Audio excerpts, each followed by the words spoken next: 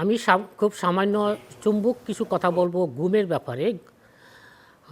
ঘুমের সমস্যা কিন্তু অনেক গুরুত্বপূর্ণ একটা সমস্যা। সবাই এটা নিয়ে আমাদের কাছে চলে আসেন। ঘুম হয় না, ঘুম কীভাবে একটা ভালো ঘুম দিব এটার জন্য।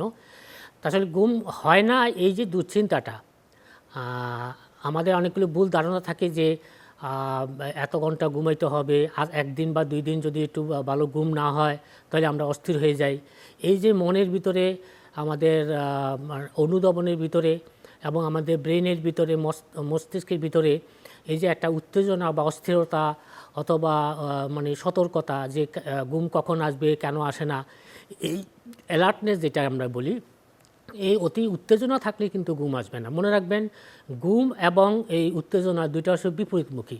ঘুমের সময় কোনো উত্তেজনা যদি থাকে শরীর এবং মগজে বা মনের ভিতরে, তাহলে কিন্তু ঘুম আসবে না। তাই ঘুম যদি আপনি ওষুধ ছাড়া ঘুমাইতে চান, তাহলে আপনাকে বেশ কিছু জিনিস মনে রাখতে হবে। আর প্রথমে মনে রাখতে হবে যে ঘুম কিন্তু কিনে পণ্য নয়। যে আমরা বাইরে থেকে যেমন পণ্য কিনে আসি টাকা দিয়ে দোকান থেকে, ঠিক দোকান থেকে বা ফার্মেসি থেকে ঘুমের ওষুধ কিনে আপনি ঘুমাবেন এই চিন্তা করবেন না, এবং ঘুমের ওষুধ খেয়ে ঘুমানোর চেষ্টা করা যাবে না। স্বাভাবিক ঘুম একটা স্বাভাবিক প্রক্রিয়া, এটা যেন স্বাভাবিক হয়। যদি কোনোভাবেই আপনার ঘুমের ব্যাঘাত হয়, তাহলে প্রথমে যেটা করতে হবে সেটা হচ্ছে এই যে বিছানায় শুয়ে থাকবেন না। বিছানাটাকে আপনি শুধুই কেবল ঘুমের জন্য ব্যবহার করবেন। বিছানায় শুয়ে থেকে আপনি বই পড়বেন, টিভি দেখবেন, গল্প করবেন, আবার ওই বিছানায় ঘুমাবেন, এটা যাতে না হয়।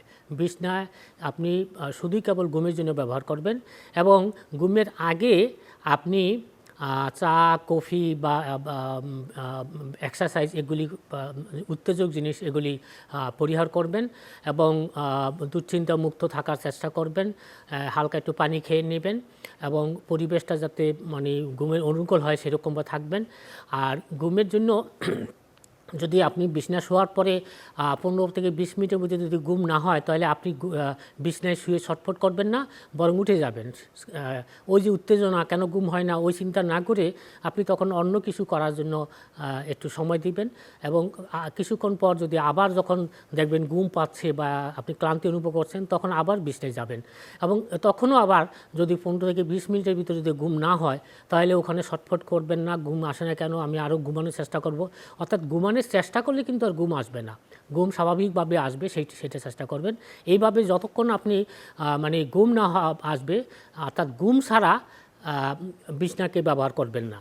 আরেকটা হচ্ছে যে একটা নির্দিষ্ট সময়ে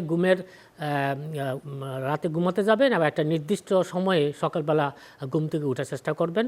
আর দিনের বেলায় না ঘুমানোর চেষ্টা করবেন, যে একটু ঘুমাই নেই, না, দিনের বেলা ঘুমানোর কোনো দরকার নেই, সেটা করবেন না। আর মানসিক যদি কোনো সমস্যার কারণে ঘুম অনিদ্রা হয়ে থাকে, সেটা ডিপ্রেশন হোক, সিজোফ্রেনিয়া হোক, অথবা উদ্বেগ, উৎকণ্ঠা, অ্যাংজাইটি হোক, তাহলে কিন্তু মনোরোগ বিশেষজ্ঞের কাছ থেকে সেটা চিকিৎসা নিতে হবে। এইটাই সাধারণভাবে ঘুমের জন্য আমার সাধারণ টিপস।